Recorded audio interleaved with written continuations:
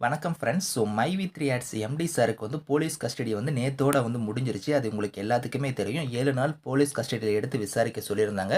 அவங்க பார்த்தீங்கன்னா, ஸ்டோர்ஸா இருக்கட்டும், அதே மாரி ஜோனல் ஆஃபீஸா இருக்கட்டும், எல்லாமே பார்த்தீங்கன்னா, அவங்க போய் விசாரிச்சிருந்தாங்க.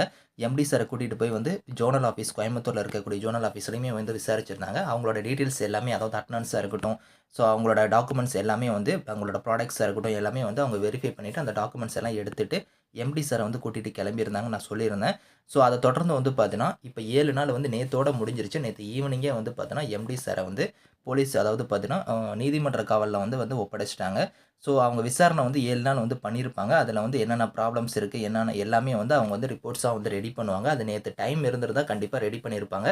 அப்படி இல்ல பட்சத்தில தான் பார்த்தீங்கன்னா, இன்னைக்கு கவுண்டர் அவங்க ஃபைல் பண்ணி ஆவணும். ஜூலை 18 இன்னைக்கு நீதிமன்றத்தில அவங்க அதோட ஃபைல்லாம் அவங்க ஒப்படைக்கணும். அப்படி அவங்களால ஒப்படைக்க முடியலன்னா, ஒரு 1 ஆர் 2 டேஸ் பார்த்தீங்கன்னா, அந்த கவுண்டருக்கான டேட் தள்ளி போகலாம். அப்படி இல்ல இன்னைக்கே அவங்க அத ஒப்படைச்சுட்டாங்கன்னா, பெயில் அப்ளை பண்ணியிருப்பாங்க. பெயில் அப்ளை பண்ணி இன்னைக்கே கூட பார்த்தீங்கன்னா, எம்டி சாருக்கு பெயில் கிடைக்கிறதுக்கு அதிகப்படியான வாய்ப்புகள் இருக்கு. உங்களுக்கே தெரியும். அந்த நீதிமன்றத்தில பார்த்தீங்கன்னா, நீதிபதி அவங்க கேட்பாங்க. இந்த மாரி இந்த கம்பெனி மூலம் எவ்வளோ கேஸஸ் இருக்கு, அந்த மாரிலாம் பார்ப்பாங்க. அதுல 2 பேர் இப்போ வரைக்கும் பார்த்தீங்கன்னா, கேஸ் குடுத்துருந்தாங்கன்னு உங்களுக்கு தெரியும். அதோட வேல்யூ என்ன அப்படிங்கிறத பார்ப்பாங்க. அதே மாரி நிறுவனத்தோட வேல்யூ என்ன அப்படிங்கிறதையும் பார்ப்பாங்க. நிறுவனத்தோட வேல்யூனா பார்த்தீங்கன்னா, அவங்களோட அக்கவுண்ட் டீட்டெயில்ஸா இருக்கட்டும், அதே மாரி அவங்களோட ஸ்டோர்ஸ்ல இருக்கிற ப்ராடக்ட்ஸா இருக்கட்டும், அவங்களோட ஹப்ல இருக்கிற ப்ராடக்ட்ஸா இருக்கட்டும்.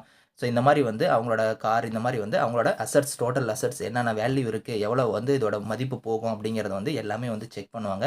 அத வச்சு தான் பார்த்தீங்கன்னா, இந்த கேஸ் 2 பேர் குடுத்துருக்காங்க பார்த்தீங்களா, அதோட வேல்யூ பார்த்துட்டு தான், இந்த கேஸ் ரொம்ப வெயிட்டா இருக்கா அப்படிங்கிறத அத வச்சு தான் முடிவே பண்ணுவாங்க. அதுக்கப்புறம் இந்த டாக்குமெண்ட்ஸ் எல்லாமே அவங்க வெரிஃபை பண்ணிட்டு, அவங்க உங்களுக்கு எம்டி சாருக்கு பெயில் குடுக்கலாமா அப்படிங்கிறத கேட்பாங்க. பெயில் குடுக்கலாம்னு சொல்லிட்டாங்கன்னா, அதுக்கப்புறம் இன்னைக்கே பெயில் கிடைச்சிரும். அப்படி இல்ல அவங்க ரிப்போர்ட்ஸ் அவங்க சப்மிட் பண்ணல அப்படிங்கிற பட்சத்தில தான் ஒரு 1 ஆர் 2 டேஸ் அடுத்த ஹியரிங் அவங்க குடுப்பாங்க. இதுதான் பார்த்தீங்கன்னா, இன்னைக்கு நடக்கும்னு நெனைக்கிறேன். கண்டிப்பா எல்லாருமே பிரார்த்தனை பண்ணிக்கோங்க. நம்ம எம்டி சார் கூடிய சீக்கிரம் வெளிய வந்துரணும் அப்படிங்கிற மாரி எல்லாருமே பிரார்த்தனை பண்ணிக்கோங்க. எல்லாருமே கமெண்ட்ஸ்லயுமே அத தான் சொல்லிட்டு இருக்காங்க.